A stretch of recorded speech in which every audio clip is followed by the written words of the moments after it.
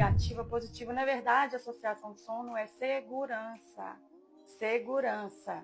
Então, a criança precisa se sentir segura para dormir, como nós adultos também precisamos. Ou alguém que consegue dormir quando está com medo, preocupada ou com saudade do marido, da mãe que está viajando, da mãe que vai fazer uma cirurgia. A criança também sente tudo isso. Então você precisa considerar todos os aspectos que refletem no sono do seu filho, porque nós somos multidimensionais. Então tem questões físicas, tem questões neurológicas, mental, emocional e espiritual, né? Então, quando a gente fala do físico, a gente precisa entender o quê? Questões hormonais que estão interferindo ali nas funções do corpo da criança. A alimentação entra aí no físico também. O ambiente, como que tá ali a rotina da criança também. O mental, a gente pensa, mas é só uma criança, já tem preocupação? Criança cognitivamente não vai ter aquela preocupação igual a gente, né? Igual adulto. Mas se ela está num ambiente que os adultos estão em constante estado de alerta, preocupado, hipervigilante, ela está ressoando com essa frequência e não consegue dormir, não consegue se separar. E aí quando a gente pensa aqui no mental também, a gente tem que considerar aspecto neurológico, que é o quê? As crianças de agora, da era da luz, as crianças diamante, são crianças super sensíveis. Então, seus sentidos sensoriais são hipersensíveis, vamos falar assim. São crianças que sentem mais cheiro, né?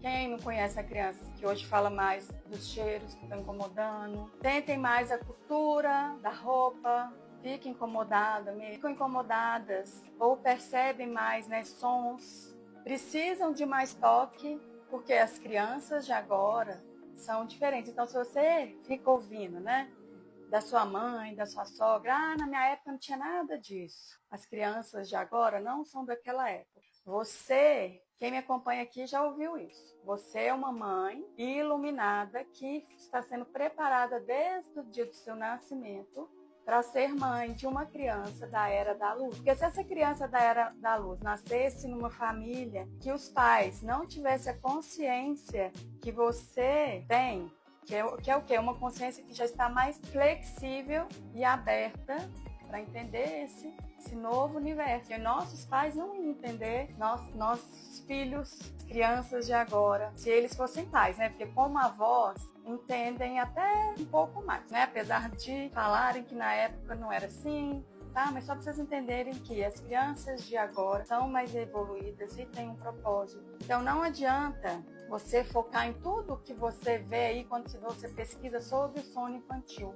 Porque se tá difícil para a criança relaxar para dormir, se manter dormindo, vai ficar muito mais se você não considerar isso tudo aqui que eu tô falando, tá? E aí vem os aspectos emocionais. Essa criança tá em espelhamento contínuo com as emoções dos cuidadores e também ela está trazendo memórias que ela experienciou, do que ela registrou quando estava no seu útero, tá? Então aqui nessas questões emocionais a gente precisa considerar essas memórias inconscientes que estão sendo compartilhadas. E as questões espirituais, gente, né? Quando a gente fala isso, as pessoas acham que é só questão de religião ou de ataque, né, de espírito. Não, gente, espiritual é o quê?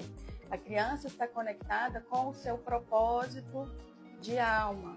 E para você ajudar seu filho, ele precisa o quê? Ser considerado como um ser que é mais sensível. A sua essência é mais sensível. Então tem outras necessidades diferentes das crianças de antigamente. Não que as de antes não tivessem, né, gente? Mas antes a gente não podia se expressar, né? Era aquela educação, eu falo, você obedece.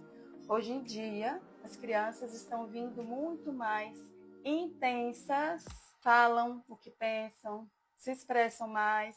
Claro que se os pais dão essa abertura, mas é como eu falei, tudo tem um propósito e os pais dessas crianças foram preparados. E vai ser fácil? Está sendo fácil para vocês?